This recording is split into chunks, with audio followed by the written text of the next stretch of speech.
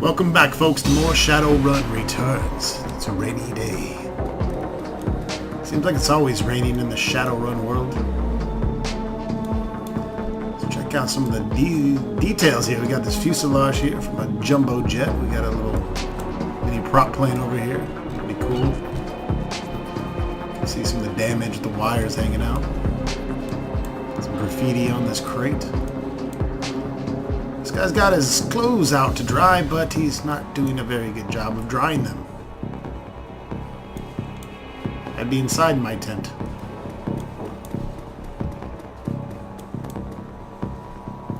Let's talk to the streetwalker slash hooker slash hoebag. Hi, you looking for a good time? Know anything about that NTSB? Yeah, the bums around here have been stealing old crap from the place for years. Not worth my time, though. Cool. Nice tits.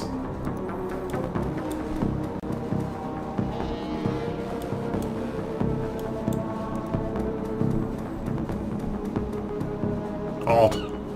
The guard looks bored. He toys with his gun absent-mindedly, like he might shoot something on a whim just to watch it die. Hey, you're about to trespass on corporate property. You looking to get dusted, street cum?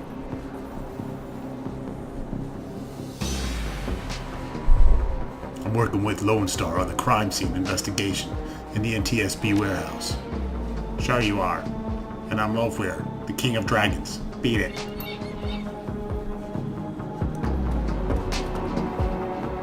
Get out of here.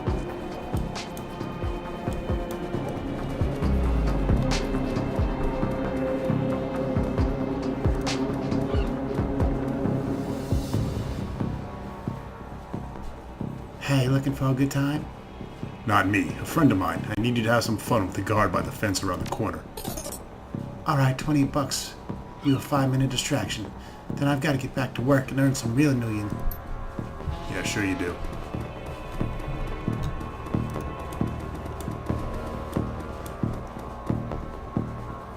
That's a big gun you have there. Standard issue, ma'am.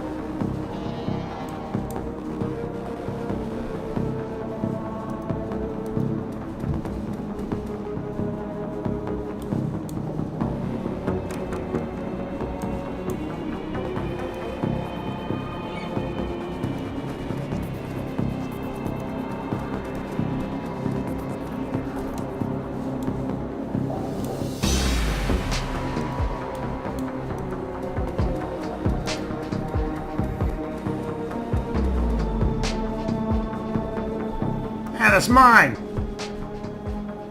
I could use your intestines as a rope instead. You can have it. I didn't mean nothing.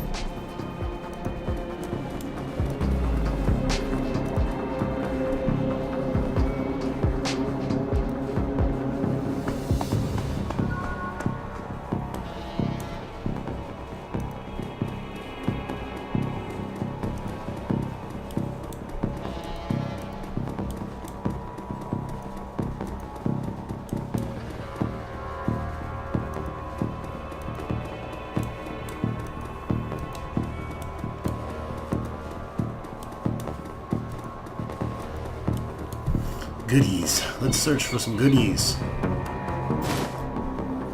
Phosphorus grenade. And a Fischetti concussion grenade.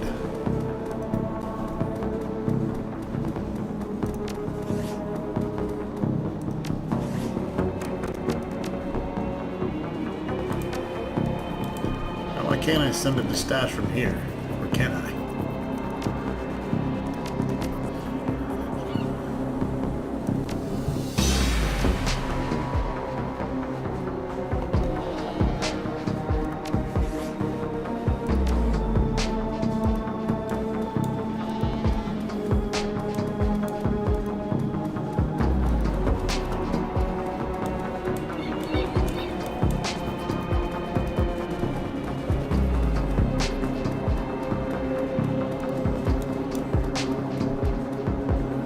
You're about to transition to a new location. Continue. Continue? Inside the large gray warehouse is as typical as the outside. High ceilings adorned with girders and rickety catwalks top the huge utilitarian room. Concrete and steel walls meet a concrete floor. This is a place for storing things and nothing more. Despite the quiet on the outside, the inside is a hornet's nest of Lone Star officers going about their business. In the center of the activity is the Emerald City Ripper's latest victim, with uniforms everywhere and no one stops you at the door. It seems this case hasn't leaked to the press yet. Lone Star or no, you've got a job to do.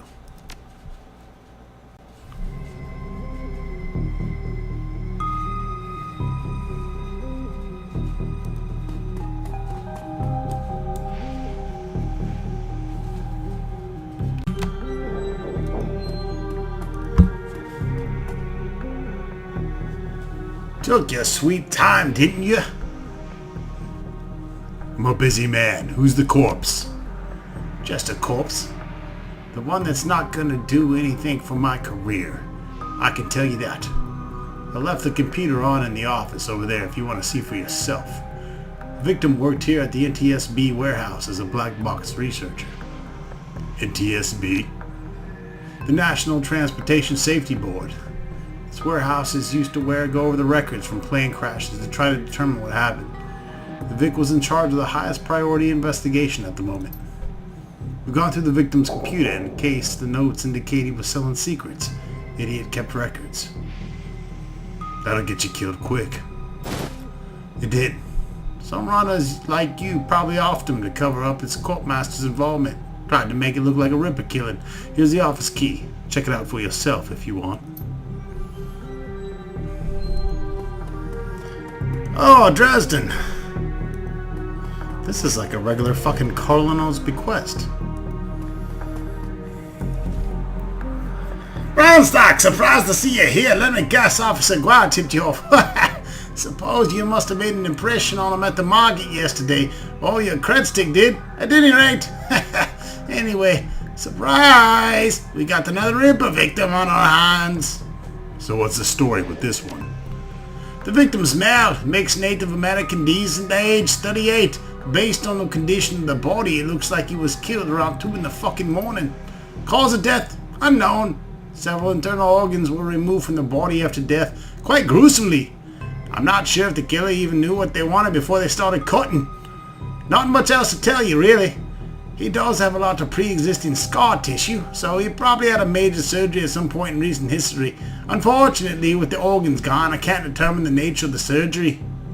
Nice hole, where his chest was. So, what was on the butcher's shopping list? Well, the killer definitely took the lungs. The more I look at it, though, the other missing organs may just be eviscerated within the chest cavity. Is McCluskey getting any closer to a suspect? McCluskey couldn't find his ass with both hands. Don't tell him I said that, though. How's Officer Aguirre doing on the case? He seems like a real go-getter. Aguirre would be loved to solve the McCluskey case and get this gold detective shield. Plus, he'd love to see McCluskey suck it in front of his superiors. He's already tried to bribe me to keep information from McCluskey and slip it to him. I'm inspired by their tireless pursuit of justice. Did you take the money? Do you have any idea how much this job pays these days, sir? I don't think Aguirre's officer's salary is going to do much to seduce me into helping him. It sounds like the Ripper is taking a different trophy from each victim. Sam's liver, this guy's lungs. Any theories?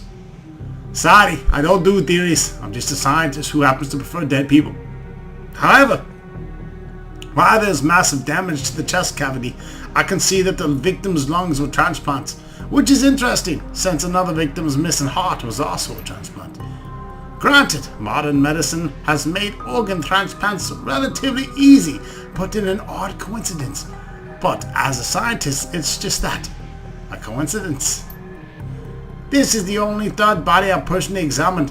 One of the other branch managers handled the other two. If I can find more the victim had organ transplants, I'll let you know. Who's that woman over there? No clue, she just showed up next to Ken, I think. I'm gonna take a look around. Good luck out there. Shannon Halfsky. Okay, you're not a cop. She looks up, watching you warily. I'm independent. What's your relationship to the dead man? The suspicion in her voice and eyes depart almost instantly when the subject turns to the deceased. He's my brother. I've been trying to speak with him. but I'm afraid his spirit is too disoriented by his recent journey to answer me. You're a shaman? Yes, Father, good it's doing me. If I could just make contact, I might be able to deliver and allow my brother's spirit to rest. There's gotta be a way to force him to talk. A spirit is but an echo, and my brother is in very fragile state. Her brow then furrows with a sudden thought. But my brother's spirit may not be alone here this night. She closes her eyes and concentrates, droning a low chant you barely hear. Yes, there are others, other spirits who may be of help.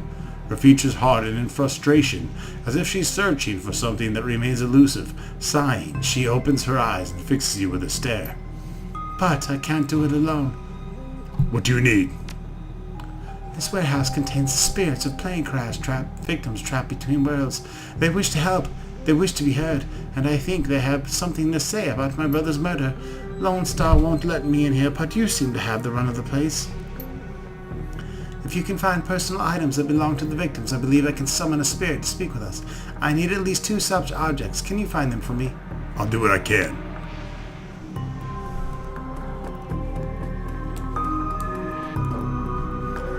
Alright, so we need to find 2 haunted objects. Alright. Well, let me look in the fucking latrine over here. What's this? You don't need to go right now. The old poster depicts a split as young woman posing with an assault rifle.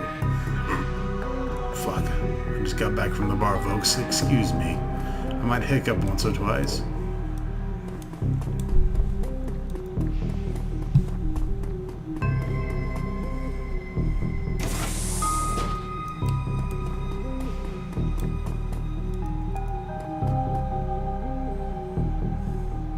The researcher's work cyber terminal has been left on, presumably by a Lone Star investigator. We're going to read the notes for case file 95. Federate Boeing jetliner IDN 2305, corporate owner Ares. The plane had several mechanical issues resulting in a mayday at 3:04 a.m. on June 17, 2053. The pilot reported that the altimeter was regarding in negative values. The co-pilot takes over controls as the pilot leaves the cabin to investigate the rear of the plane. Big fucking deal. Anything of use. This file's been corrupted. Case file number 96, Pratt & Whitney, unmanned, IDN 327, corporate owners Ares. Okay. Let's read the private notes.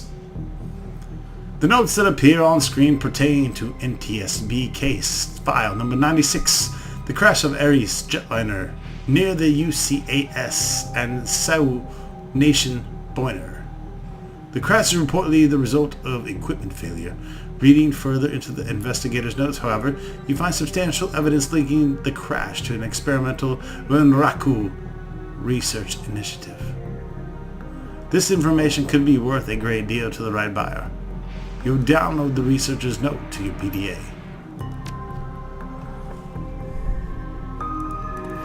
And then we fucking search the shit out of the lockers.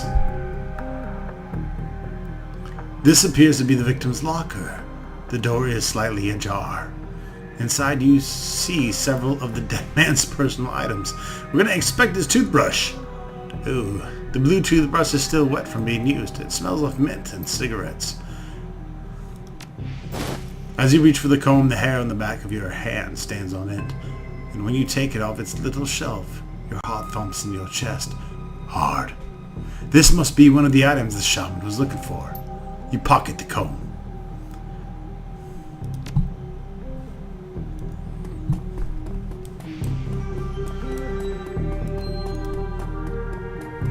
I'm like a fucking ninja!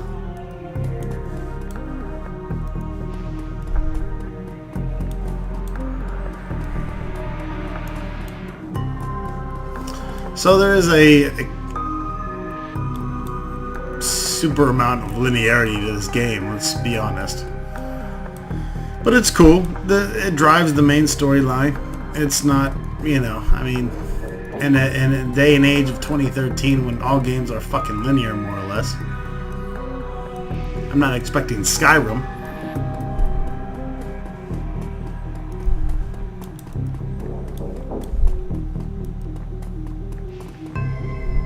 And here's the bottom line, folks. You can crack on a game, you can rag on a game, you can diss on a game, you can piss on a game, but can you make a better game than what you're playing? No, you can't. So shut the fuck up! What? If this was a core pit, why'd they leave the evidence on the computer? Good catch. The information's probably worth a fortune if you found the buyer. That's right, so shut the fuck up. If you got a better game and you can make a better game, then make a better game. Until then, just shut the fuck up. You're just a hating little bitch living in your grandma's basement. I love this shit because I can't make this. Could I even detail this one little fucking plane chair right here? Could I build this one little tiny fucking chair right here and a graphical implement into this game? No, I couldn't. So I enjoy this shit. When you're ready to make a better game than the game you're talking shit about, well then you can step forward and open your fucking flappy mouth. Until then, go whack your shit in your grandma's basement, you acne-ridden motherfucker. There's a large pile of old shoes on the ground next to the airplane seats. They could be discarded luggage or possibly the shoes worn by the occupants of the plane at the time of the crash. Digging through fucking shoes. You find nothing interesting about the shoes in the pile. And then you walk the fuck away. And then you look again. You're like, oh fuck, there's something in these shoes. And then I'm gonna look again. And I'm still not gonna find shit, so I'm gonna walk away.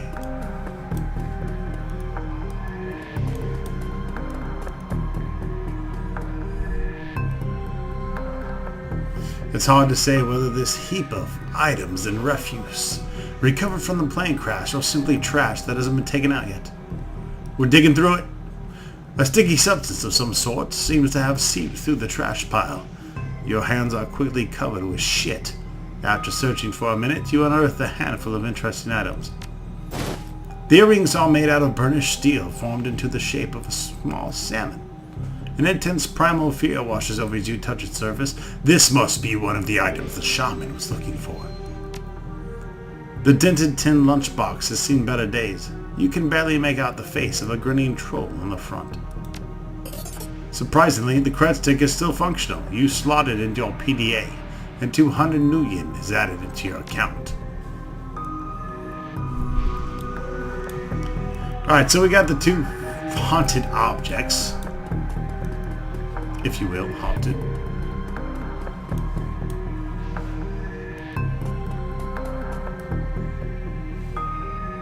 It feels as though you have found enough objects. Yes, here they are. You hand her the objects you found. She closes her eyes and chants over them for a time. When her eyes open again, they're filled with tears. Thank you. These items are all I will need. It shouldn't take me long to... What the hell is this? Here comes McFuxy. Officer Guerry trails after the detective, only meeting your eyes for a moment. She's the victim's sister, sir. There's a crime scene, officer, not some childish drum circle. Isn't it standard procedure to contact the next of kin? Ma'am, consider yourself contacted. Now get the hell out. Come on. If we stay much longer, I'm liable to do something I'd regret, or worse, something I'd enjoy. Lost me. Karma gain fucking +5, nigga. What? That man's an ass. She stares daggers at McCluskey from across the warehouse. But there's no helping it now. I should be grateful you were able to collect these items before these clods carted everything off. Can we still summon the spirit? Not from here, I'm afraid. Spirits such have these domains to which they're anchored. We need to get back in there. Rent cops like these won't tie up the place for long. Agreed. I expect it'll be clear by nightfall. You sure you're up for this? As long as you can deliver it and make it worth my while. Don't worry, I always follow through. Now, since we have time, we should probably enlist some help. They may post security overnight. And I'm going out on a limb, and I say you need to know we're the kinds of people we need. You could say that. Good, I'll put up money if you find bodies. She produces a fistful of crumpled Nuyen from inside a leather pouch, starts to count it out, and then shoves the whole wad at you. Meet me back here tonight. The spirits be strong then.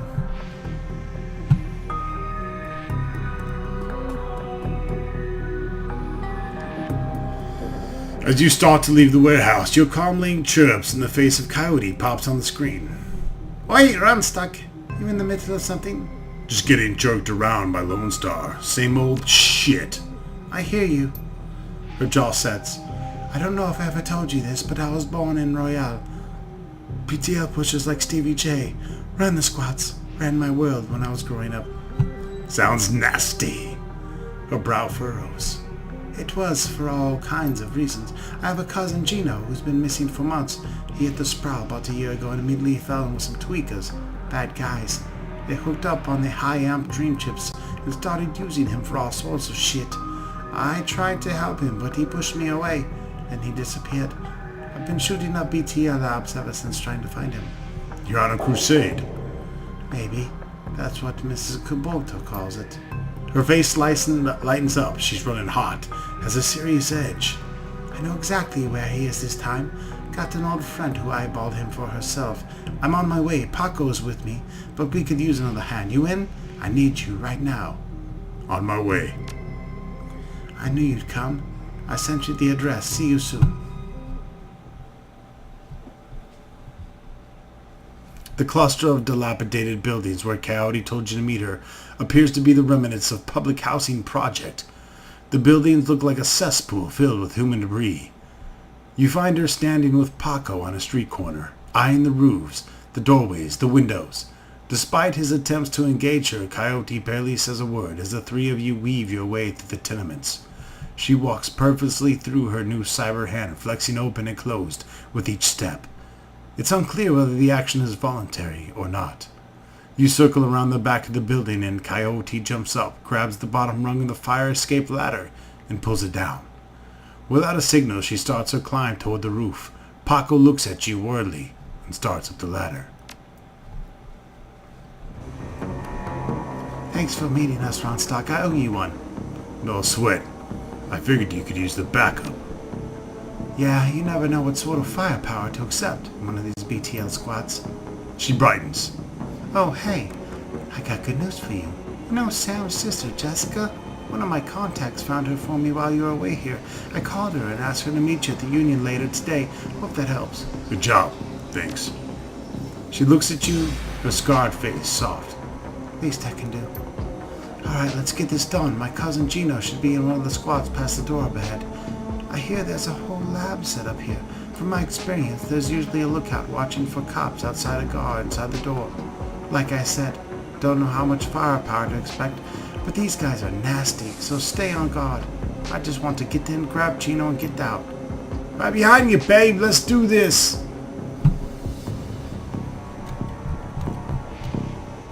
Right, we got a little team.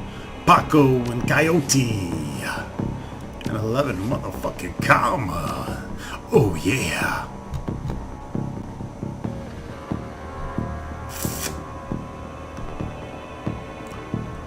Could jump up to 5 on the Deadeye. We got quickness. We got bold. Boom, boom. That just happened.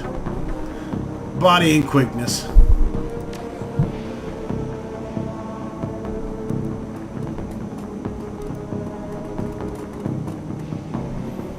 The orc looks twitchy, his eyes rolling in his head.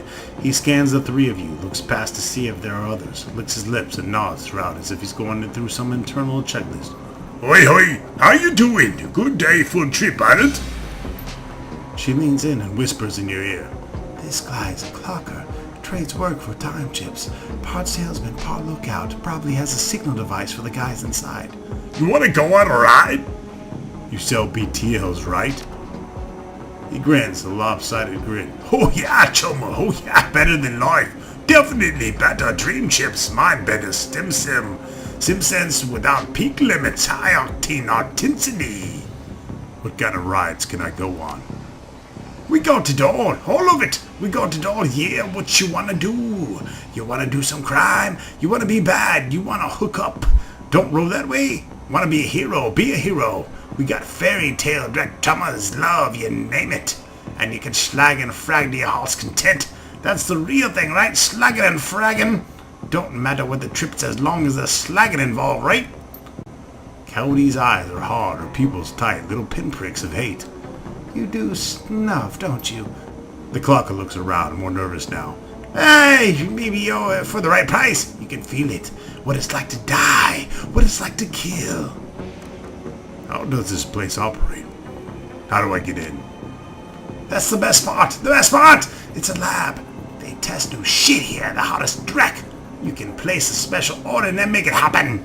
You can buy a pass card from the guy at the door. It'll get you in and out anytime you want. And then you can buy a beetle and slot right there. Our guys guard you while you're chipping. Safest way, chumma, safest way. Don't you think you're hurting people? Selling them this dreck? His eyes stop rolling. He's focused, on high alert. You want to step off for that? You want to step the way to hell back? This sprawl biz, chumma. It's the biz of the people, and the people is for fracking people, so slot off. Unless you're looking to get hurt. Guess I'm looking to get hurt. Motherfucker. Glass jaw.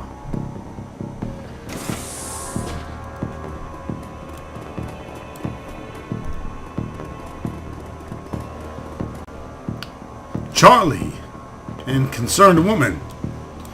Let's talk to the concerned woman first. The woman is probably in her 30s, but hard times have aged her. She looks at you with concern. Don't do it, friends. Don't slot that trick. They're selling BTLs or killers. Theirs, most of all. You sound like you know from experience. She pulls her hair back to show you, no implant. Then her mouth tightens and her eyes well up in tears. I do, I know. Lost my husband, lost my son, my daughter. They use her to record. Tears stream down her face. Do you have a pass card to get in there? No, but Jamal has. My son's car. Took it off him when his brain fried. Jamal's down the hall. Don't know if he'll give it up, but that's between you and him. What kind of guards do they have at this place? She looks around frightened and whispers. They're serious. This place is backed up by Yakuza. Ah, Japanese mafia? Oh, fuck. How many and what kind of firepower? There's a guy's on the door, Charlie. He sells passes to get in. He's not tough, blind in one eye. There's another 5 or so wandering around. 2 of them are bad news, covered in magic symbols. Me. She's amped and ready. 5 or 6? That's not so bad. We have surprises of our own side. Any chip heads inside the lab? Yep, all day, all night. And they can be dangerous, too. Chip heads? Dangerous? Once someone's chipped, they can send them any program they want. Make them do whatever. Turn them into whores, killers, anything. We're looking for a kid named Gino. Know him? Who doesn't? He's here all the time. Gino's a clocker, trades his time for chips. Like their little errand boy. I saw him going there this morning. Hasn't come out, so I imagine he's riding a dream trip. Gotta go. You fucking hoe. Alright. Let's go talk. Hey, this guy should join the party. He's fucking big and nasty looking. Charlie's an orc with an expression of boredom and one milky eye. His drones through his standard patter.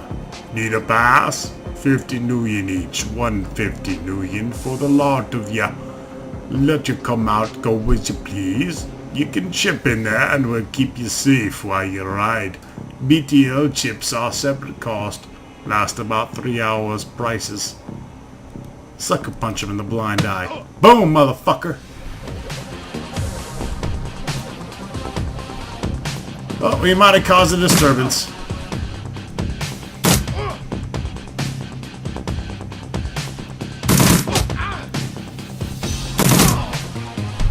Fucker's dead.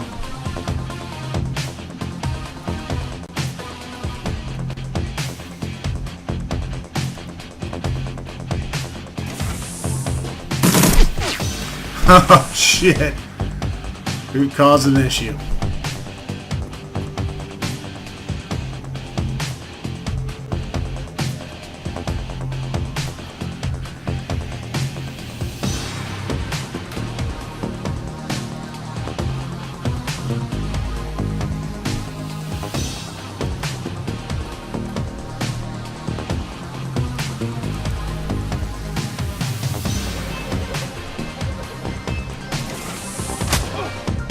Oh, hell no.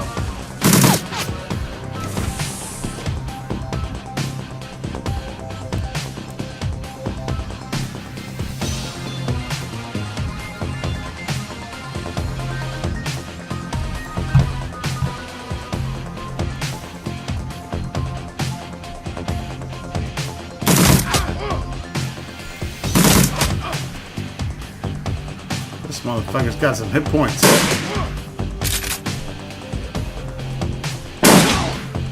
He's still going down. Come on, get out of here, little fuck.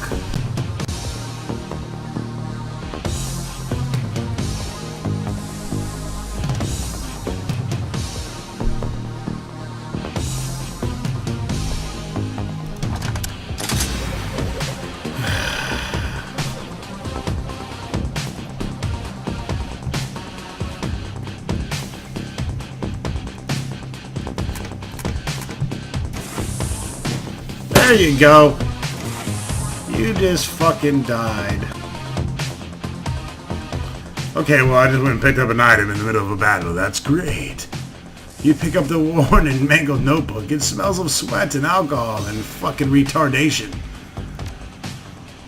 The notebook contains a list of illegal SimSense rides and names of clients who purchased them.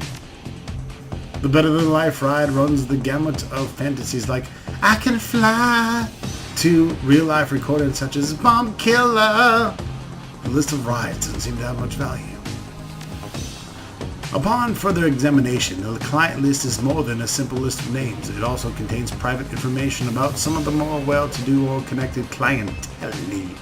It might be that the syndicate behind this lab is directing certain clients here to secretly extract information from them while they are under the influence. We'll take the fucking notebook and hopefully kill a bitch.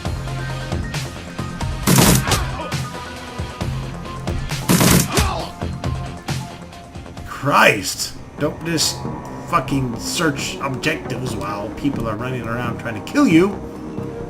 Probably not that smart. Just saying. Just saying. Ty Lee. We're zooming way out and we're got a super small little ninja.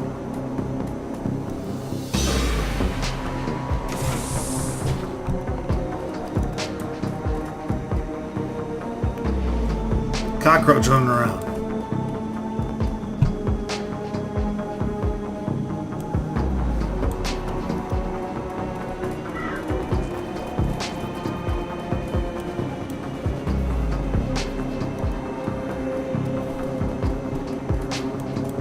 Hello! The entire floor of this tenement has been given over to the chaos of technology and squalor. Across the room, a chromed-out Decker argues loudly with an armed thug, abruptly falling silent as they turn towards you. The shotgun-wielding thug squeaks in panic. It's the crow that took out Stevie J's place. I told you it was only a matter of time. The man with the cyber deck calmly speaks with a heavy, digitalized voice. You messed up wrong, BTL Lab. This is Yakuza operation. With a push of a button, I can make these tweakers into my own personal killer puppets. You're fragged. Ronstock, don't attack any of the chip heads. They don't know what they're doing. You could hurt Gino. No civilian casualties. Got it. I have a concussion grenade. Better than fragging the tweakers if they get caught in the middle. Fuck the tweakers. Dance for me, baby.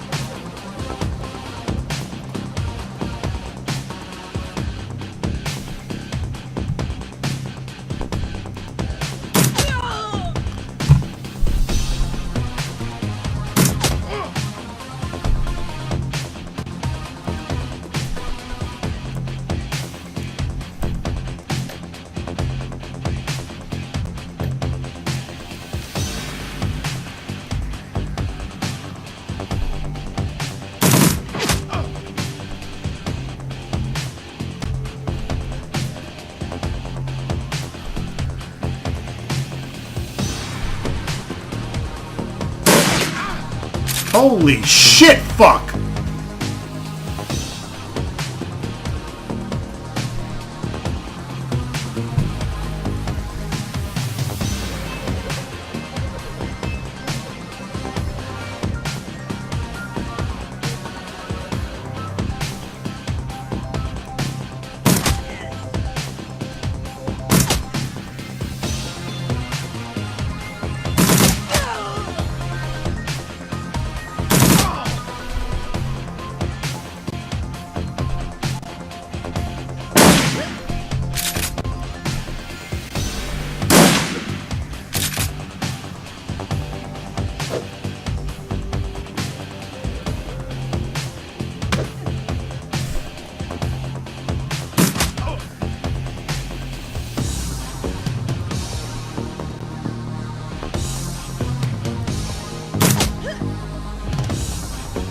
Get the fuck out of here.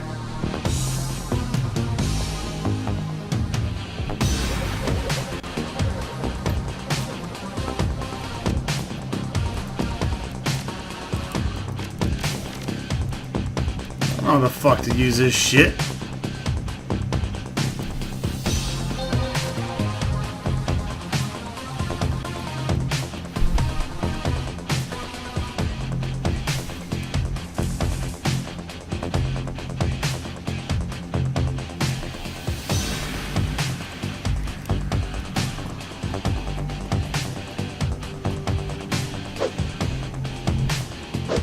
Oh, you can't hit me. I'm a fucking ninja, son!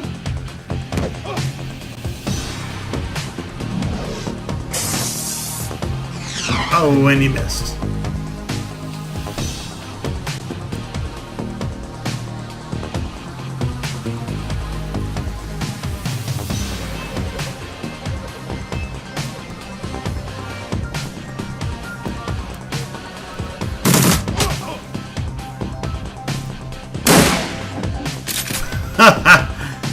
It's BTL a computer.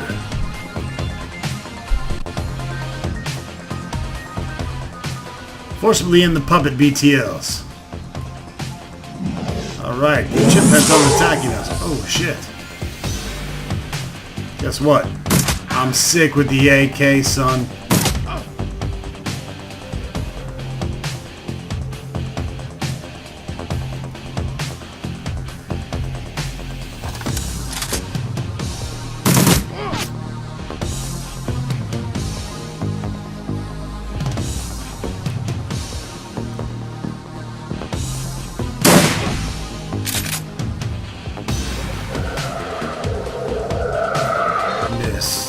Oh, he's gonna heal. He should probably heal again. That was a bad choice. Now you're fucking dead.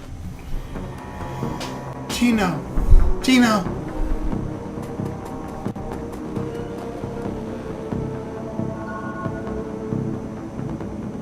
I didn't let any chipset die. Karma gain +1. Let's talk to Gino. You eject the BTL Gino's been riding. He gasps suddenly as his eyes flutter open. He looks confused, worse than any other chipheads you've seen. His lips are white and chapped, his eyes sunk into his head. There's vomit on his shirt and sweat on his forehead. When he speaks, his words are slurred. He's burned. Well, hey, what the hell? Who slaughtered me out? Who fraggin' slaughtered me out? Coyote is shaken. She looks horrified. Gino, it's me. It's Carla. Gino looks at her with glazed eyes, no recognition. Slaughter me back in, goddammit! This is bullshit! I don't want to be here anymore! Slaughter me back in! He looks around the room angrily. His hand reaches for his implant. Coyote grabs his wrist and stops him. Gino, no. Coyote, be careful! Gino wrenches his wrist from Coyote's grasp and he staggers back, reaches under his shirt and pulls out the gun. Coyote watches him horrified with tears in her eyes. Gino waves it around, blinking wildly. Back off! Just back the head off! Take it easy, Gino. We're backing off. He presses his hands at the side of his head, his fingers still on the trigger, squints. What the hell's wrong with you people? We're trying to help you. This is the way you help me? Look at this place. Look at me! He looks around at the squalor of the room, then glimpses at his own reflection in the machinery. Oh God, look at me.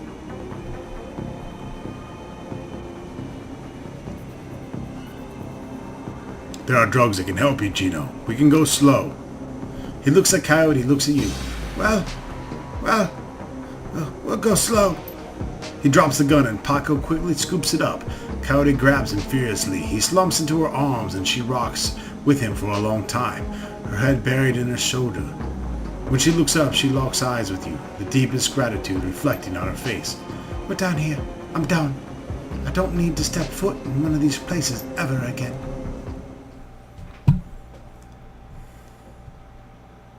Shannon's plan is the best lead you've got to find out more about the Ripper. But getting back into the warehouse is going to require some support in case this wreck hits the fan. The Seamstresses unit will have exactly what you need. A fixer, finding this necessary middleman, and deal broker in the key to most plans involving Shadowrunners. A good fixer is worth the union. It's their job to have the contacts and know who's good at what. They'll put together the team you need. Magical support, skilled street samurai for muscle, and a Nova hot decker for matrix work. Running the shadows is a life and death gamble. It pays to hire the best Shadowrunners you can. And with that, folks, we'll see you in the next episode of Shadowrun Returns. I'd like to thank you for watching, and I hope to see you in the next episode. Until then.